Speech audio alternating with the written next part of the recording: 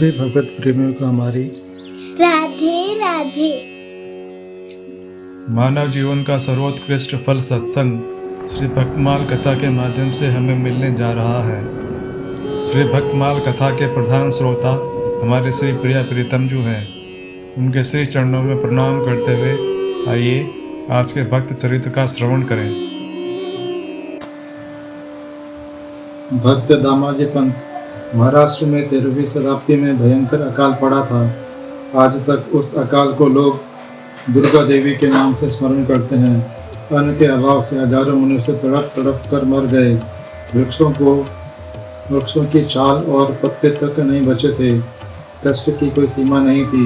जो लोग जीवित बचे थे उनको भी देखकर भय लगे ऐसे वे हो गए थे। देह में रक्त मांस का नाम तक नहीं, जैसे सूखे कंकाल पर चमड़ा चिपका दिया गया हो।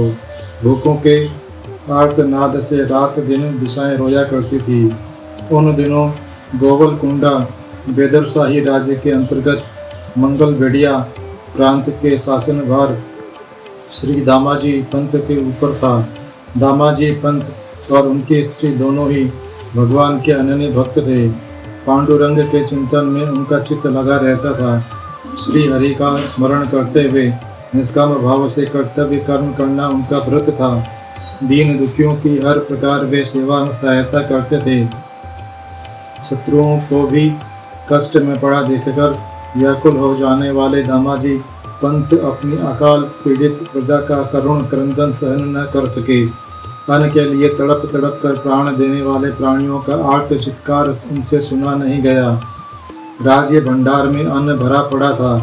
दया के सम्मुख बादशाह का भय कैसा। अन्न भंडार के ताले खोल दिए गए। भूख से व्याकुल हजारों मनुष्य मरने से बच गए। सब कहीं उदार पुण्यात्मा पुरुषों की अकारण निंदा करने वाले होते हैं। दामाजी के सहायक नायब सूबेदार ने देखा कि अवसर अच्छा है। यदि दामाजी को बादशाह हटा दे तो मैं प्रधान सूबेदार बन सकूंगा। उसने बादशाह को लिखकर सूचना भेजी। दामाजी पंत ने अपनी कीर्ति के लिए सरकारी अन्न भंडार लुच्चे लफंगों को लुटा दिया। नायब सूबेदार का पत्र पाते ही बादशाह क्रोध से आग बबूला हो गया। उसने सेनापति को 1000 सैनिकों के साथ दामाजी को गिरफ्तार करके ले आने की आज्ञा दी। मुसलमान सेनापति जब मंगल भेड़िया पहुंचा उस समय दामाजी श्री पांडुरंग की पूजा में लगे थे। सेनापति उन्हें जोर जोर से पुकारने लगे। दामाजी के धर्मपत्नी ने तेजस्विता के साथ कहा, अधीर होने की आवश्यकता नहीं, वे पूजा में बैठे हैं। जब तक उनका नित्य कर्म पूरा न हो जाए, लाख प्रयत्न करने पर भी तब तक मैं किसी को उनके पास नहीं जाने दूंगी। सेनापति पतिव्रता नारी के तेज से अभिभूत हो गया। उसका अभिमान लुप्त हो गया। वह प्रतीक्षा करने लगा। दामाजी की पूजा समाप्त होने पर स्त्री ने उनसे सेनापति के आने का समाचार दिया। दामाजी समझ गए कि अन्न लुटवा देने का समाचार पाकर बादशाह ने उन्हें गिरफ्तार करने को सैनिक भेजे हैं। भय का लेश तक उनके चित्त में नहीं था। पत्नी से उन्होंने कहा, चिंता करने की कोई बात नहीं है, हमने अपने कर्तव्य का पालन ही किया है। बादशाह कठोर से कठोर दंड दे, उसके लिए तो हम पहले से ही तैयार थे। भगवान पांडुरंग का प्रत्येक विधान दया से पूर्ण होता है। जीव के मंगल के लिए उनका विधान है। उनकी प्रसन्नता ही अभीष्ट है। पत्नी को आश्वासन देकर वे बाहर आए। सेनापति का अधिकार गर्व दामाजी की तेजपूर्ण शांत सौम्य मुखाकृति देखते ही दूर हो गया। उसने नम्रतापूर्वक कहा, बादशाह ने आपको शीघ्र बुला लाने के लिए मुझे भेजा है। दामाजी ने सेनापति से कहा, पत्नी को आश्वासन देकर मैं साथ चलता हूँ। दामाजी की भगवत भक्ता पतिव्रता स्त्री ने पति की गिरफ्तारी का समाचार सुना। वह बड़ी स्थिरता से बोली, नाथ भगवान पंडरी नाथ जो कुछ करते हैं उसमें हमारा हित ही होता है। उन दयामय ने आपको एकांत सेवन का अवसर दिया है। अब आप केवल उनका ही चिंतन करेंगे। मुझे तो इतना ही दुख है कि यह दासी स्वामी की चरण सेवा से वंचित रहेगी। पत्नी से विदा लेकर वे बाहर आ गए। सेनापति ने उनके हाथों में हथकड़ी डाल दी। उनको बंदी करके वे ले चले। दामाजी को न तो बंदी होने का दुख है और न पदच्युत होने की चिंता। वे तो पांडुरंग विठल की धुन में तन्मय हैं, कीर्तन करते चले जा रहे हैं। गोवलकुंडा के मार्ग में ही पंढरपुर पड़ता था। दामाजी की इच्छा भगवान का दर्शन करने की हुई। सेनापति ने स्वीकृति दे दी। मंदिर में प्रवेश करते ही दामाजी का शरीर रोमांचित हो गया। नेत्रों से टपाटप बूंदें गिरने लगी। शरीर की सुधि जाती रही। कुछ देर में अपने को संभाल कर वे भावमग्न होकर भगवान की स्तुति करने लगे। विलंब हो जाने से सेनापति उन्हें पुकार रहा था।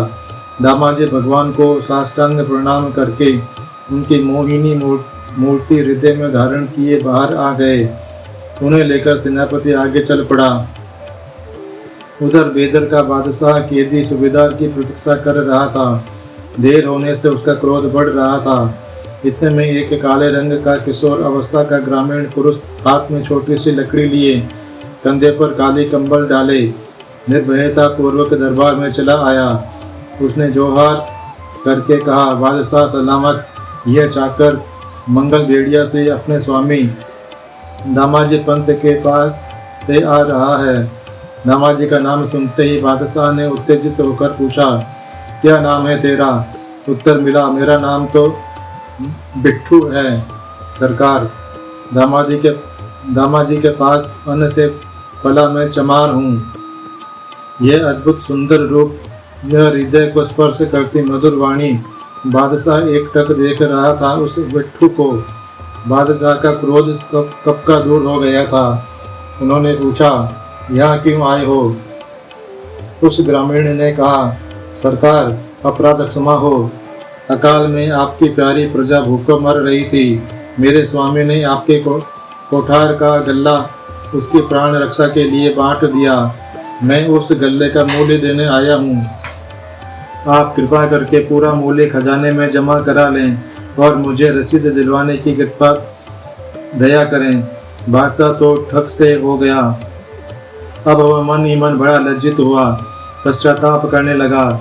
मैंने दामाजी जैसे सच्चे सेवक पर बिना सोचे समझे बेईमानी का दोष लगाया और उसे गिरफ्तार करने को फौज भेज दी। पश्चाताप के साथ बिट्ठू का अद्भुत अनूप रूप हृदय में एक विचित्र हलचल मचाए था।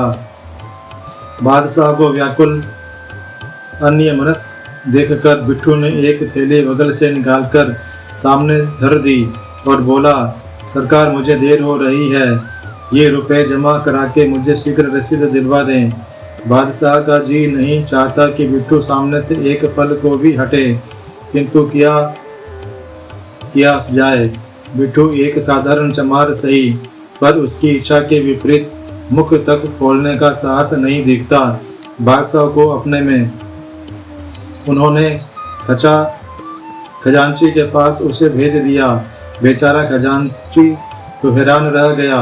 वह उस नन्ही थैली से जितनी बार रुपए उलटता उतनी ही बार थैली फिर भर जाती। इस जादूगर बिट्टू से पिंड छुड़ाया। उसने हिसाब के पूरे रुपए गिनकर और रसीद लेकर बिट्टू फिर बादशाह के सामने आया। बादशाह ने उस पर हस्ताक्षर किए और शाही मोहर लगाकर रसीद दे दी। बिट्टू ने कहा, मेरे स्वामी चिंता करते होंगे, अब मुझे आज्ञा दीजिए। अभिवादन करके अब वह 9-11 हो गया। बादशाह ने दीवान को आज्ञा दी कि तुम शीघ्रता पूर्वक जाओ और दामाजी पंत को बड़े आदर के साथ ले आओ। इधर दामाजी पंत पंढरपुर से आगे चले आए थे। एक दिन प्रातःकाल स्नान आदि करके गीता पाठ करने के लिए उन्होंने ग्रंथ खोला तो उसमें एक सुंदर कागज निकल आया। उसमें लिखा था, दामाजी पंत से अपने अन्न भंडार के पूरे रुपए चुप्पी भर पाए। उस पर शाही मुहर और बादशाह के हाथ की सही थी। दामाजी को बड़ा आश्चर्य हुआ, पर वे पूजा पाठ में लग गए। उनके पूजा से उठते न उठते बादशाह के दूत आ पहुँचे। नवीन आज्ञा लेकर सेनापति ने उनकी हथकड़ियाँ खोल दी। उनको सम्मान पूर्वक सवारी पर बिठाया गया। उधर बादशाह की विचित्र दशा हो रही थी। बिट्ठू के जाते ही वे जैसे पागल हो गए। बिट्टू बिट्टू की पुकार मचा दी उन्होंने। चारों ओर घुड़सवार दौड़ाए गए, पर क्या बिट्टू इस प्रकार मिला करता है। अब सवार निराश होकर लौट आए। तब तो बादशाह की व्याकुलता सीमा पार कर गई। बिट्टू कहाँ है वह बिट्टू, कहते पैदल ही वे राजधानी से बाहर दौड़ पड़े। उसी समय दामाजी सामने से आ रहे थे। बादशाह दौड़कर उनके गले से लिपट गए और बड़ी कातरता से कहने लगे, दामाजी जल्दी बताओ, मुझ पापी को बताओ, यह प्यारा बिट्टू कहाँ है। मेरे प्राण निकले जा रहे हैं दामाजी। उस बिट्टू के सुंदर मुख को देखे बिना मैं अभी मर जाऊंगा। देर मत करो, बता दो, मैं तुम्हारे पैरों पड़ता हूँ, मुझे बिट्टू का पता बता दो। दामाजी को हक्के बक्के से हो गए। वे बोले, हुजूर कौन बिट्टू। बादशाह ने कहा, दामाजी छिपाओ मत, हाथ जोड़ता हूँ, अपने उस बिट्टू महार का पता जल्दी बता दो। वही सांवरा लंगोटी लगाए, हाथ में लकोटी लिए, तुम्हारे पास से रुपए लेकर आने वाला मेरा बिट्टू कहाँ है वह। सहसा दामाजी के सामने से एक पर्दा हट गया। वे सारा रहस्य समझ गए। रोते रोते वे बोले, आप धन्य हैं, त्रिभुवन के स्वामी ने आपको दर्शन दिए। मुझ अभागे के लिए वे सर्वेश्वर एक दरिद्र चमार बने और एक सामान्य मनुष्य का अभिवादन करने आए। नाथ, मैंने जिसका अन्न लुटवाया था वह मेरे प्राण लेने के अतिरिक्त और क्या कर सकता था। दयाधाम सर्वेश्वर, आपने इतना कष्ट क्यों किया। दामाजी प्रेम में उन्मत्त होकर पांडुरंग पुकारते हुए मूर्छित हो गए। भक्त वत्सल भगवान ने प्रकट होकर उन्हें उठाया। बादशाह भी उन सौंदर्य सागर के पुनः दर्शन करके कृतार्थ हो गया। आज के हमारे भक्त चरित्र का वर्णन इतना ही। कल हम एक नए भक्त चरित्र के साथ श्री प्रिया प्रीतम जी के समक्ष प्रस्तुत होंगे। आपको हमारी राधे राधे।